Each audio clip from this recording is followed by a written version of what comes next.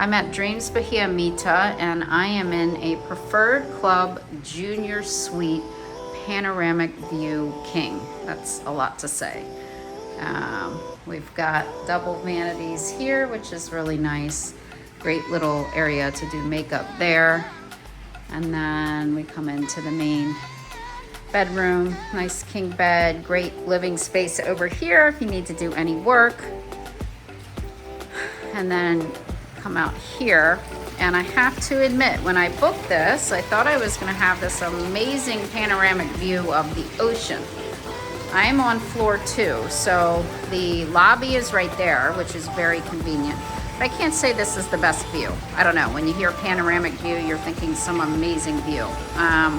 But it's very convenient, very cool property. That is Secrets over there. I'm on the Dream side, which is family friendly, and this is Bahia Mita.